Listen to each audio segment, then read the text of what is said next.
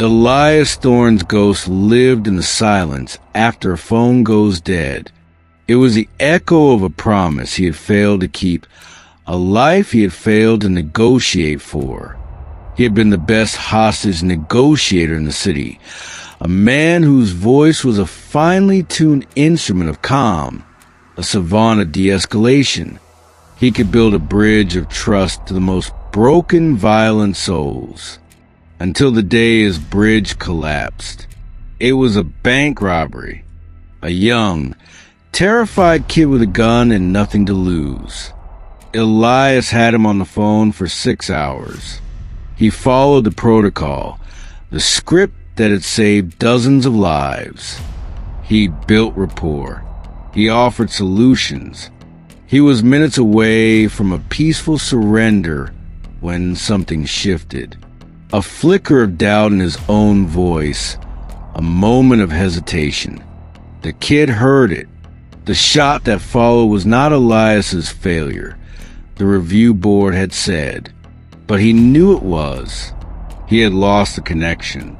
A teller, a mother of two, was critically wounded. Elias had turned in his badge the next day. He had traded his high-stakes world for a quiet, self-imposed exile in a small, anonymous apartment. His only companion, the ghost of his own failure. He now made a living doing freelance security consulting, work that required his analytical mind but not his heart. He kept the world at a safe, sterile distance. That is, until his past came knocking. It came in the form of his old captain, Eva Rostova, a woman with tired eyes and a will of iron. She found him in a sterile coffee shop, his back to the wall, a habit he couldn't shake. "I need you, Eli," she said without preamble.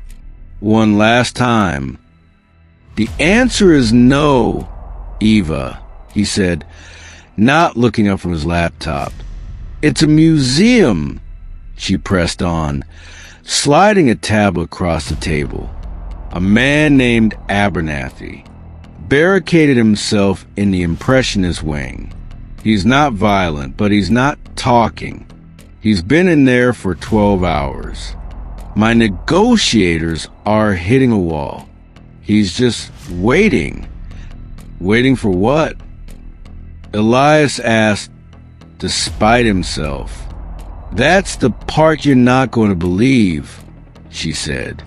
"He's not asking for money. He's asking for a ghost." She tapped the screen. The single, typed demand read, "I want my wife's perfume. I want to smell it one last time." The mobile command unit outside the museum was a hive of tents. Quiet activity. Elias stood before a bank of monitors, the old, familiar weight of a headset settling over his ears. He felt like a fraud, a soldier returning to a battlefield where he had already been defeated. The file on the barricaded man, Arthur Abernathy, was thin and tragic. He was a 68-year-old retired literature professor whose wife, Eleanor, had passed away from cancer 6 months prior. He had no criminal record, no history of violence. He had simply walked into the museum that morning, waited until the gallery was empty, and triggered the emergency lockdown. The single painting in the room with him was Monet's Woman with a Parasol, a painting he and his wife had visited on their anniversary every year for 40 years. The perfume, Elias said to the research team. "What have you found?" A young analyst shook her head in frustration. "That's the problem, Thorne. It doesn't exist. Not anymore." Eleanor Abernathy wore a custom blend. It was made for her 30 years ago at a tiny artisanal perfumery in the old arts district called Ephemera. The shop closed down 15 years ago. The owner passed away. The formulas are gone. Elias looked at the grainy photo of the perfume bottle from an old family album. It was a simple, elegant flagon with no commercial label. A dead end. There has to be someone, he insisted. An apprentice, a family member. The analyst tapped a few keys. The owner had one apprentice, a young woman she took on in the shop's final years. Her name is Isla. She runs her own small perfumery now, also called Ephemera, out on the coast. It's more of a hobby shop, according to the records. Sells scented candles, soaps, nothing like the high-end custom work the original shop was known for. Get me the address. Elias said, I'm going to see her. Eva Rostova put a hand on his arm. Eli, this is a long shot. The woman is probably just a soap maker. What can she possibly do? She's the only thread we have. Elias said, his jaw tight. In my old job, I learned that you don't dismiss the small threads. Sometimes they're the only thing that can pull a man back from the edge. He left the tense, sterile world of command unit and drove toward the coast, toward a woman who made soap and a ghost he had to somehow capture in a bottle. Isla's shop, Ephemera, was tucked away on a quiet street that smelled of salt and fog. It was a tiny, magical space, cluttered with glass bottles of every shape and size, bundles of dried herbs hanging from the ceiling, and stacks of old, leather-bound books on botany and alchemy. The air inside was a complex symphony of scents: lavender, sandalwood, citrus, and something else, something warm and resinous like old memories. A woman with long, dark, wild hair was standing behind a counter, grinding something in a marble mortar. This was Isla. She looked up as he entered, and her eyes, the color of moss after a rain, seemed to see more than he was comfortable with. I'm closed, she said, her voice soft but firm. My name is Elias Thorne, he began, pulling out a consultant ID. I'm with the police department. I need your help with a delicate situation. He explained the standoff at the museum, the man, the painting, the impossible demand for the lost perfume. He kept his tone clinical, factual, a narrator delivering a report. Isla listened, her hands never stopping their steady, grinding rhythm. When he finished, she didn't ask about the police tactics or the man's motivations. She asked a question that threw him completely off balance. Tell me about the man inside, she said. The one you're trying to save. What does his grief smell like? Elias stared at her. What is it? I don't understand the question. Of course you do, she said, finally setting down her pestle. She wiped her hands on her apron and leaned on the counter, her moss-green eyes studying him. Every emotion has a scent. Your grief, she said, her gaze so direct it felt like a physical touch, smells of iron, of old blood and rusted metal, a failure you can't wash off. Elias felt a cold shock go through him. It was as if she had reached into his chest and held his most private wound in her hand. That's ridiculous, he managed, his voice tight. Is it? She said, her voice softening. Scent is the oldest sense. It's tied directly to memory and emotion. It bypasses logic. That's why Mr. Abernathy isn't asking for a photograph. He's asking for a feeling.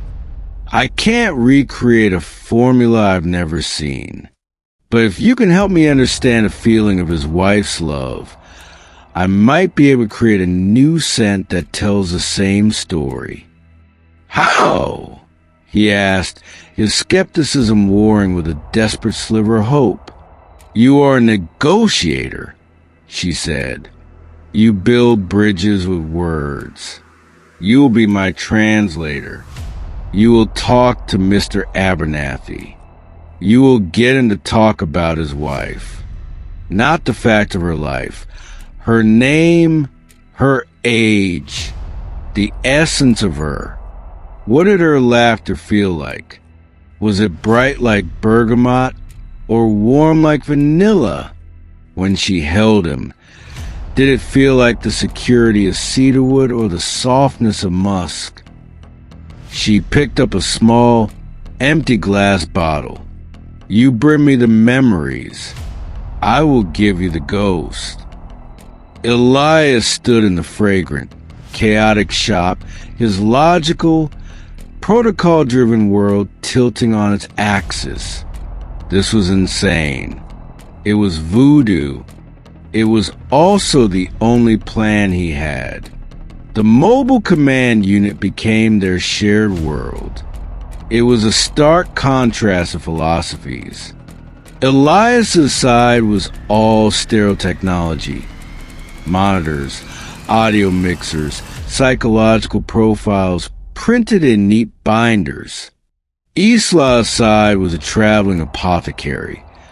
A wooden box filled with dozens of small vials of essential oils, strips of blotter paper, and a small set of brass scales. The air in the unit became a strange, complex perfume of her work and his tension. Elias got Abernathy on the phone.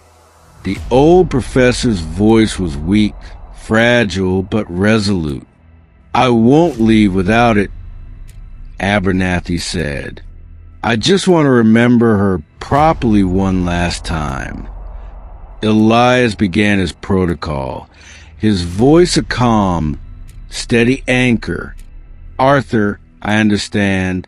I want to help you with that. Can you tell me about Eleanor? What was she like? She was the sun, Abernathy said, his voice thick with tears. Elias relayed the words to Isla. She was sitting with her eyes closed, listening intently not just to the words, but to the emotion behind them. The sun, she murmured. She reached for her vials. Not a simple citrus. Not a bright, sharp lemon. His sun is a warm, gentle light. It's narrowly from the orange blossom. It's sweet, but with a hint of green, a hint of life. She placed a single drop on a blotter strip and held it out to Elias. Smell. Is that his sun? He took the strip, bewildered. He smelled it. The scent was incredibly, surprisingly evocative. It did smell like a gentle, warm light. For hours, this was their process.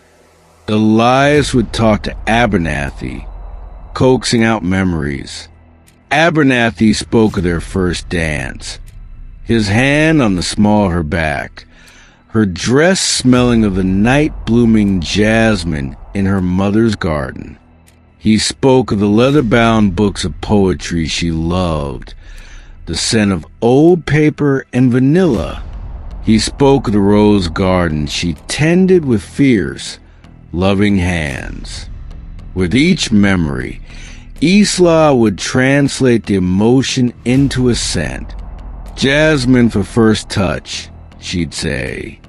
A bass note of vanilla and benzoin for the comfort of the library. And rose, of course. Not a sweet, simple rose. A deep, complex damask rose. with a hint of earthy soil to represent the garden she tended. Elias was a conduit between two worlds.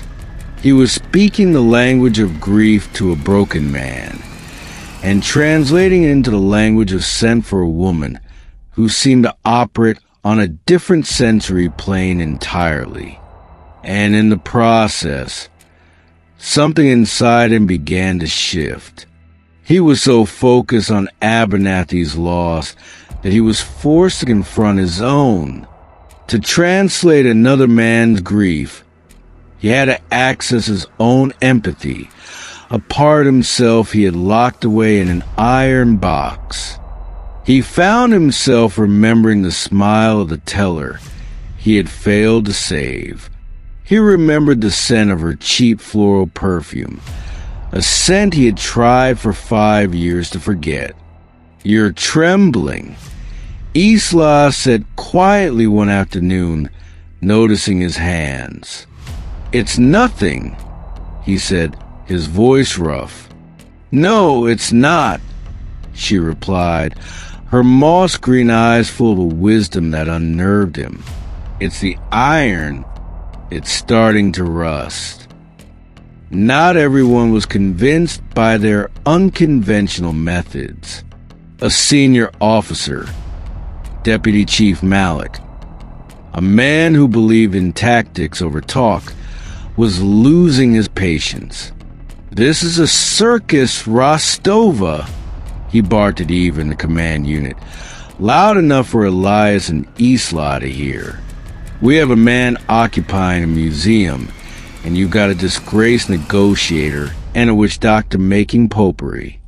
It's been 24 hours. It's time to end this. My tactical team can be in there in 5 minutes." "You will stand down, Malik," Eva said, her voice like ice. "Thorne is making progress. You go in with force, and you risk a peaceful man doing something desperate. He's already desperate." Malik shot back. "This whole perfume thing is a stall tactic. He's probably planting explosives in there while we're smelling flowers. He's a literature professor, Malik, not a terrorist," Elias said, turning from his console. "His only weapon is his grief. And grief doesn't respond to a battering ram," Isla added softly, not looking up from her work. Malik just snorted and stormed out, but his threat hung in the air. The clock was ticking. They were running out of time. The pressure began to wear on Elias. That evening, he hit a wall. Abernathy had grown quiet, retreating into his sorrow, refusing to share any more memories. "It's not working, Isla," Elias said, pulling off his headset in frustration. "He's shutting down. I'm losing him, just like I lost the kid in the bank." The confession was out before he could stop it. Isla stopped her work and finally gave him her full attention. "Tell me about him," she said. "What?" "The kid in the bank. The one who made your grief smell like iron. Tell me." He didn't want to. He had never spoken of it aloud. But under her patient, unwavering gaze, the story spilled out. He told her about the 6 hours on the phone, the protocol, the flicker of doubt, the shot. "I followed every rule," he finished, his voice raw. "I did everything the book said, and she still got hurt." "And what did it feel like?" Isla asked gently. "In that last moment, the failure. It felt," he whispered, "like a door slamming shut, like a connection breaking. It felt cold." Isla nodded slowly. She then reached for a small, dark bottle. It was vetiver oil. Earthy, woody, a little smoky. She placed a single drop on a blotter strip and held out to him. "This is the scent of grief," she said, "of endings, of the earth after fire. It's the bass note of Mr. Abernathy's pain. But a perfume can't be all bass notes. It needs a heart. It needs a top note to give it light." She looked at him. "You've been so focused on Abernathy's grief and your own that you've forgotten to ask about the joy. You haven't asked him what her love smelled like when it was alive." Her words were a key turning a lock in his mind. He had been negotiating with the loss, not with the love. It was the same mistake he had made 5 years ago. He had been so focused on the protocol, on the danger, that he had forgotten to connect with a human being on the other end of the line.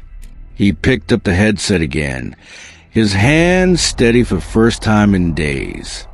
"Arthur," he said into the mic, his voice different now, warmer, softer. "Let's talk about the good days. Tell me about her garden." Abernathy began to talk, and as he spoke, Isla worked with a quiet, focused intensity. He spoke of the scent of wet soil after a spring rain, petrichor, which she mimicked with a blend of oak moss and patchouli. He spoke of the sharp, clean scent of the tomato vine she loved to crush between her fingers, a note Isla captured with a rare galbanum absolute. And then came the heart, her laugh. Abernathy said, his voice full of a beautiful, aching nostalgia. It was like peeling a tangerine on a sunny day. Bright, sweet, and it just filled the room with light. Isla smiled, a genuine, radiant smile. "There it is," she whispered. She reached for her most precious oils, tangerine, bergamot, and a touch of mimosa for the powdery softness of the sun. This was the top note, the joy. She began to build the perfume, drop by drop, on a clean blotter strip. The base notes of vanilla, leather, and rose. The heart notes of jasmine and tomato leaf. And now, the bright, sparkling top notes of citrus and mimosa. She worked for an hour, a master composer arranging a symphony of memories. Finally, she was done. She dipped a final, clean strip into blend and held it out to Elias. He took it and inhaled. It was uncanny. The scent was a story. It was a walk through a rose garden after a rainstorm, into a warm library filled with old books, and finally, into a sun-drenched room where someone was laughing as they peeled a tangerine. It was the scent of a life. It was the scent of love. "Isla, how?" he whispered, stunned. "You told me the story," she said simply. "I just wrote it down." She carefully decanted the blend into the small, empty bottle. "There is your ghost negotiator," she said, handing it to him. "Now go bring him home." Just then, Malik burst back into command unit, his face grim. "That's it. Time's up. My team is going in." "No!" Elias and Eva shouted in unison. "You have 5 minutes, Thorn," Eva said, standing between Elias and Malik. 5 minutes to work your miracle, or I'm letting him breach." Elias looked at the small bottle in his hand, then at the tactical team assembling outside. The ghost of his past failure rose up, whispering in his ear, "You'll hesitate. You'll fail again." He looked at Isla. She simply met his gaze and nodded once, a silent vote of absolute confidence. He took a deep breath, the scent of the perfume filling his senses, and walked towards a museum. He wasn't armed with a protocol or a script. He was armed with a memory. Elias didn't use the megaphone. He stood at the heavy oak doors of the gallery, the small vial of perfume in his hand. "Arthur," he said, his voice calm and clear, amplified only by the silence of the museum. "It's Elias. I have something for you." There was no response from inside. "I've spent the last 2 days listening to you talk about Eleanor," Elias continued, "and I feel as though I knew her. I know about her rose garden and the way she loved the scent of old books. I know her laughter sounded like sunshine." He uncapped the bottle and sprayed a small amount of the perfume onto a white handkerchief Isla had given him. Isla, the perfumer, she listened to, and she made this for you, for Eleanor. He pushed the handkerchief through the mail slot in the door. For a long, agonizing minute, there was only silence. Malik's team tense, ready to move. Elias stood his ground, waiting. Then, from inside the gallery came a sound, a single, ragged sob. It was a sound of profound, heartbreaking release. The locks on the door clicked, one by one. The heavy door swung open. Arthur Abernathy stood there, his face streaked with tears, the white handkerchief clutched in his hand. He wasn't a threat. He was just a man drowning in grief who had finally been thrown a lifeline. He looked at Elias, his eyes full of a dawning, bewildered gratitude. He then sank to his knees, the sobs shaking his entire body. Elias didn't move to restrain him. He simply knelt in front of him, a silent witness to the man's sorrow. The negotiation was over. Empathy had won. Later, after Abernathy had been led away peacefully for a psychological evaluation, the museum was filled with police officers and museum officials. But Elias and Isla stood to one side in the quiet aftermath. "You did it," she said softly.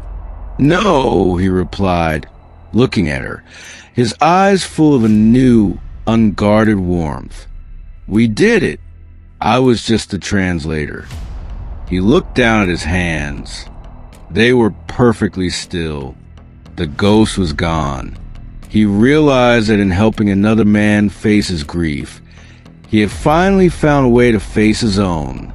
The iron scent of his failure had been replaced by something else, something he couldn't quite name. It smelled, he thought, like hope. The story of the perfume negotiation became a quiet legend within the department. Elias was hailed as a hero, his unconventional methods suddenly seen as brilliant. He was offered his old job back, with a promotion. He turned it down. Why? Eva Rostova asked him as they sat in her office a week later. "Because that job requires a man who follows the protocol," Elias said. "And I'm not that man anymore. I broke the most important rule." "Which one was that?" "I got involved," he said. "I felt it. That's not a sustainable way to do the job, Eva, but I think it's the only way I want to live my life." He didn't go back to his sterile consulting work. He found himself drawn again and again to the coast, to the small, fragrant shop called Ephemera. He would just show up, sometimes with coffee, sometimes with a book of poetry he thought Islam might like. He helped her install new shelves. He learned the names of her herbs. He sat and listened as she explained the difference between a top note and a heart note. One afternoon, she was working on a new scent in her workshop. He was sitting in a corner, just reading, enjoying the quiet company. "Your scent has changed," she said suddenly, not looking up from her work. "Yes?" "Yes," she said.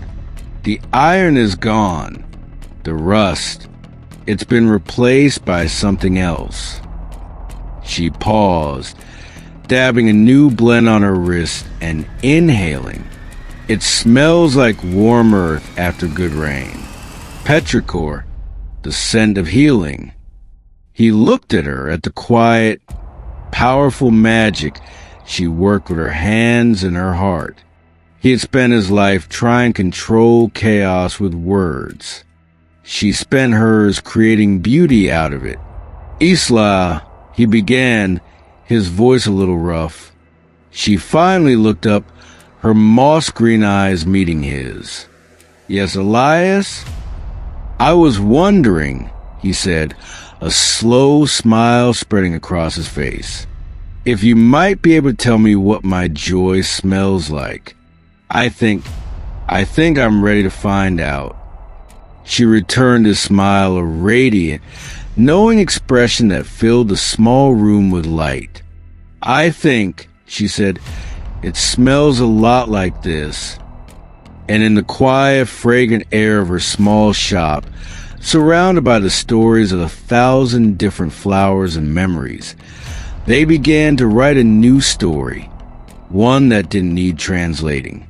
It was a simple scent, with a bass note of healing, a heart of quiet understanding, and a top note that smelled unmistakably like a new beginning. If the story about the healing power of empathy and unconventional connection spoke to you, we would be so grateful to hear from you.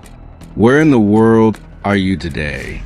Every story has a home, and we'd love for you to share yours in the comments. What scent reminds you of love or healing? We'd love to read your stories. Liking, sharing, and subscribing is the essence that allows us to keep creating and sharing these stories with the world. Turn on notifications so you never miss a new creation. Thank you for being here, for listening, and for believing in the power of the invisible threads that connect us all. Until next time, may you be brave enough to inhale the story of your own life.